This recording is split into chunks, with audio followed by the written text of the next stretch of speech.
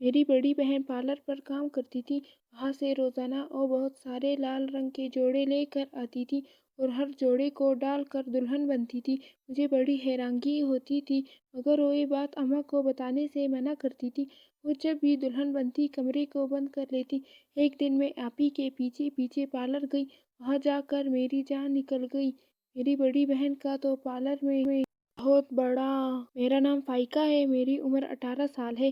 ہم دو بہنیں تھیں۔ اماں تھوڑی سخت مزاج تھی، کیونکہ وہ کہتی تھی کہ تم لوگوں کا ابا نہیں ہے، اسی وجہ سے مجھے تم لوگوں پر سختی کرنی پڑے گی۔ ابا کے مرنے کے بعد تو میں نے ہمیشہ غربت ہی دیکھی تھی، کبھی گھر میں کچھ کل کر کھانے کو نہ آتا تھا۔ میٹرک کیا دونوں بہنوں نے، اس کے بعد اماں نے پڑھائی چھڑوا دی۔ اماں کپڑے سلائی کر کے گھر کا گزر بسر کر رہی تھی۔ جب بھی آپی کا کوئی رشتہ آتا تو وہ جہیز کی اتنی ڈیمانڈ کرتے تھے کہ اماں رشتے سے ہی منع کر دیتی تھی۔ اسی وجہ سے آپی کی عمر بھی گزری جا رہی تھی اور ڈھنگ کا رشتہ بھی نہیں ملتا تھا، اگر کوئی ملتا بھی تو 33 بچوں کا باپ ہوتا تھا۔ اب آپی نے اماں کو صاف صاف کہہ دیا تھا، انہیں شادی نہیں کرنی، وہ کام کرنا چاہتی ہے، اپنے پاؤں پر کھڑا ہونا چاہتی ہے۔ یہ معاشرے والے بہت ظالم ہیں۔ میں بھی سوچ ہی رہی تھی کہ نہ جانے اب آپی کیا کرنے کا سوچ رہی تھی۔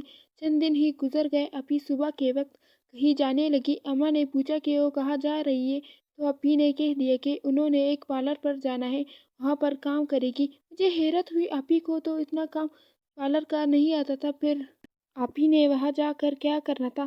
میں بس یہ ہی سوچ رہی تھی۔ آپی چلی گئی، مجھے تجسس ہوا، میں آپی کے آنے کا انتظار کرنے لگی۔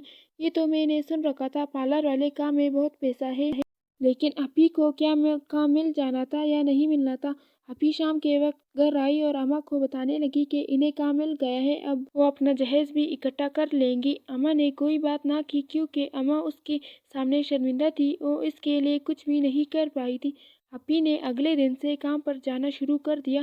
ہر روز آپی پارلر پر جاتی اور وہاں سے آپی کو بہت سارے پیسے بھی ملتے تھے، مگر مجھے حیرت ہوتی تھی کہ ان کے بارے میں وہ اماں کو کیوں کچھ نہیں بتاتی۔ جب ان کے پاس پیسے ہوتے ہیں تو اماں کو ضرورت ہوتی ہے، مگر وہ اماں کو نہیں دیتی۔ مگر انہوں نے اتنے پیسے کے کیا کرنے تھے؟ رات کا وقت تھا، میں آپی کے لیے کھانا لے کر آئی۔ آپی کسی گہری سوچ میں ڈوبی ہوئی تھی۔ میں نے آپی کو دیکھ کر کہا، کیا سوچ رہی ہے؟ آپی نے نفی میں سر ہلایا اور کھانا کھانے لگ گئی۔ کھانا کھاتے ہوئے بھی وہ کسی سوچ میں ہی گم تھی۔ میں اٹھ کر اپنے کمرے میں آ گئی، کیونکہ مجھے چھوٹی سمجھ کر اپنی کبھی کوئی بات نہیں بتائی تھی، مگر پھر بھی مجھے آپی کے بارے میں کچھ نہ کچھ پتہ چل ہی جاتا تھا۔ اس دن کے بعد جب آپی پارلر سے آتی تو اپنے کمرے میں چلی جاتی۔ اب تو آپی نے موبائل اور لیپ ٹاپ بھی لے لیا تھا۔ اماں نے اس وجہ سے آپی کو ڈانٹا بھی تھا، مگر آپی نے کہا کہ اب وہ سب کچھ کرے گی، انہیں کوئی کسی کام سے نہ منع کرے ورنہ وہ گھر چھوڑ دے گی۔ اماں پھر چپ ہو گئی۔ آپی صبح صبح ہی پارلر چلی جاتی تھی اور رات کو بہت دیر سے آتی تھی۔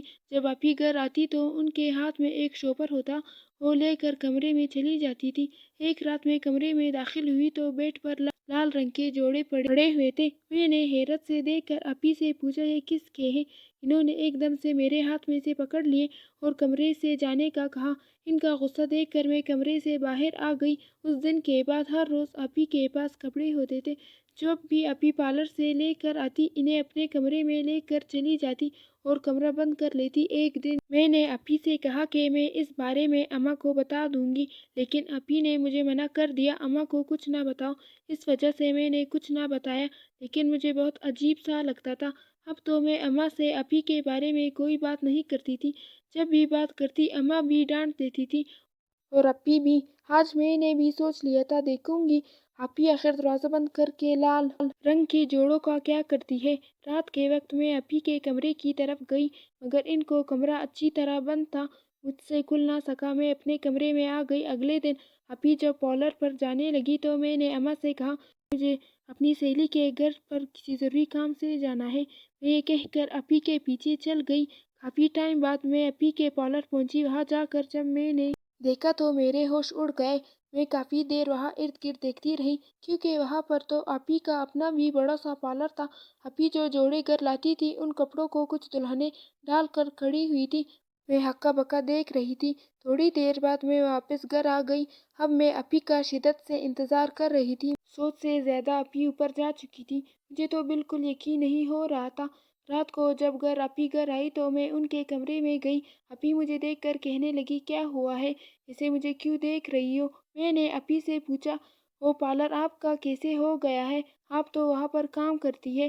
اپی مجھے حیرت سے دیکھ کر کہنے لگی کہ کیا ہوا ہے، یہ کیا پوچھ رہی ہو؟ میں نے کہا، میں پارلر پر گئی تھی، آپ کا تو بہت بڑا پارلر ہے۔ اپی مجھے کہنے لگی، جب میں وہاں پر پارلر پر گئی تھی تب مجھے احساس ہوا مجھے محنت کرنے کی ضرورت ہے۔